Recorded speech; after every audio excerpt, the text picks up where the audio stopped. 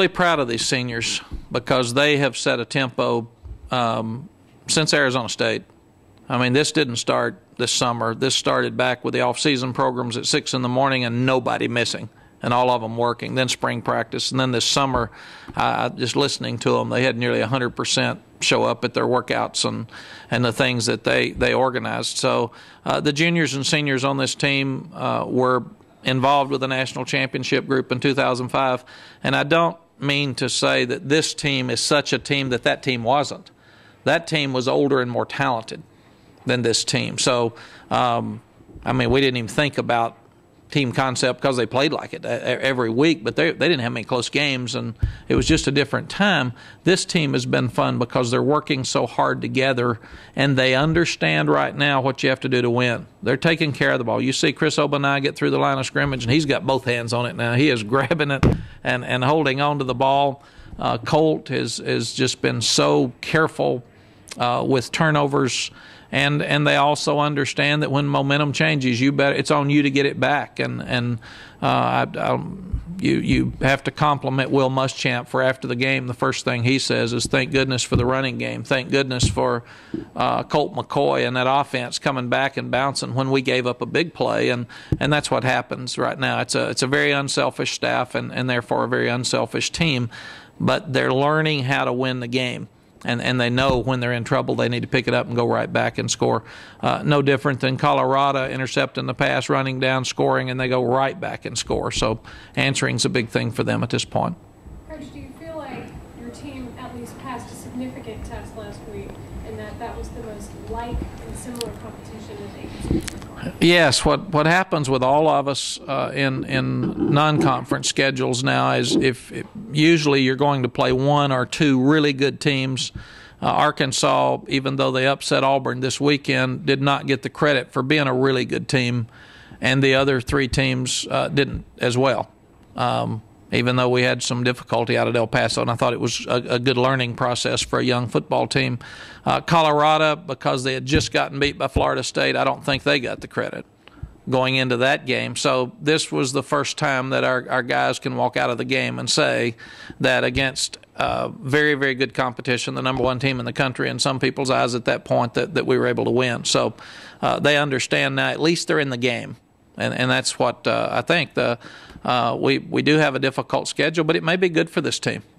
I mean, they're going to have to keep their foot on the pedal, and they understand they cannot slip. And Missouri coming in, they've watched them, they know how good they are. Then they got Oklahoma State coming right in. So it's then Tech. So here's three top 11 teams in a row. So they can't slow down. Well, there's an adage that you don't know who you are until you play the highest competition. I think that's fair, and I don't think we'll still know who we are until we go 3 more weeks. And then after that, we're going to play really good teams that won't be hyped as much unless things change by then. So another real difficult thing for us is after this 4-week stretch of top 10-ish football teams, then we've got we can't take a deep breath and act like it's over. We're going to have to go back to work. You said the hardest thing about OU is the week after, but you're 10-0 the week after OU year. How have you managed that whole situation the week following it? Well, we're 5-6 in those games, and of those 10, I tried to go back. I got John and Bill to go back and look at who we'd played, because if they were bad teams, it wouldn't be significant. But 4 of them were top 25. I can't remember all of them. I remember a trip to Colorado, and I remember a trip to Kansas State, and so there's some tough games mixed into that. What we've tried to do is tell the guys at the Oklahoma games, the end of the first half of the season, it is over, and bury it, and you better get rid of it, win or lose. And now that we've been here 10 years, we've got a lot of information that we can show them, like we beat OU 28-10 2 years ago and lost the last 2 games, and it didn't even matter. I mean, at the end of the year, it was a disappointing year because we didn't get a chance to play for the conference championship. So take this one for what it is. OU's a very important game. It's one that our fans want to win. It's one that's always a good team. It's got national implications. But after you beat OU, unless you go finish, it makes that game less important. Coach, would you have preferred to face a Missouri team that won last week? That's a real hard call. I was sitting there watching the game trying to figure that out. For the fans and the national attention and all that, yes. But you never know if you want somebody coming in a little wounded, or if you. So I don't think it makes any difference. I really don't. They're going to play as good against us as they can. they were anyway.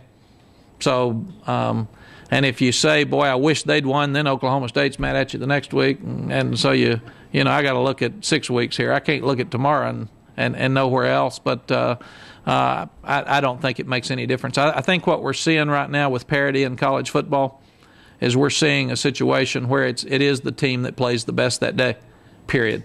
And that's what we're seeing time and time again. And if people, one writer asked me after the game, if you played OU 10 times, how would you come out? You know, we don't. So I don't have time to think about how it would come out. We played them once and we beat them that day. Same thing with Missouri. It may not be who's the best team, but it's definitely going to be who's the best team, who plays the best on Saturday. Mack, when you look at where you guys were at last December, you guys have obviously come a long way in a lot of different ways. Is there an emotion that you feel when you look back at where you were at and where these group of guys were at and see how far they've come in a real short amount of time? Yes, we probably weren't as bad as everybody thought we were, because people around here, they can take a dive real fast on a team. I mean, if you get 3 bad quarters, people are in the tank. But and we don't give other teams credit much. A&M was in a very emotional situation. They were losing their coach. They probably knew they were losing their coach. Some of our guys probably sat there and thought, they're not going to play very good. They're losing their coach. And that's just usually the opposite. They want to win for that guy on the way out and those type things. But we did feel like that I don't want to continue to bash last year's team for 10 wins. And a great bowl win over a top 12 team in Arizona State, because they did a lot of great things. What they didn't do that this one's done so far is they weren't consistently good. And that's why we came up with our theory. And we felt like that not everybody was playing as hard and as well as they needed to on every play. And if you don't, you're going to get beat. So far, I don't think I've seen a guy loaf this year, period. And that's what we've got to keep doing. We're not the type team that can go out there and roll the helmet out and think we're going to win. 2005 probably could have. I don't remember. It'd be interesting to go back and watch some of those early games and see if we yawned through a couple or if they just beat them badly and gotten it through. We're not at that stage right now. We're not talented enough. We're not old enough. We're not experienced enough. So that's where I'm feeling good, is the fact that so far in 6 weeks they have played up to the level of expectation and beyond, because they've played so hard and they finish games. And last year's team just didn't do that all the time. Sometimes that team concept can be a hard one to sell, and I would imagine a win like that makes it even easier for you guys to push that forward. It does, and they're pushing it. The seniors are pushing it. You hear them talking about each other, and that's again, when you've got defensive coaches bragging on the offense and vice versa. And I remember that did happen in 2005, and that's what made that team so good, because everybody talked about Vince and the offense all the time. There were days that defense played great in 2005 and gave us some chances, A&M being one of those at the end of the year when we didn't move the ball as well. But you're not going to be hitting on all cylinders on either side of the ball every game, and somebody has to pick it up on the other side. I'm probably the most excited right now about our kicking game.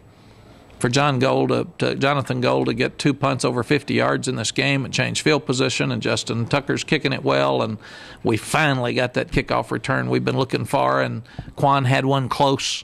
And now we've got to go back and keep working on our punt return, because people are trying to punt it away from us, and we're not getting the opportunities we had before. But offense and defense are who they are, and they're going to keep working. If your kicking game can make a significant difference every week and you don't turn the ball over, you're going to have a chance to win most games. Take one more. Can you touch on Daniel and Macklin?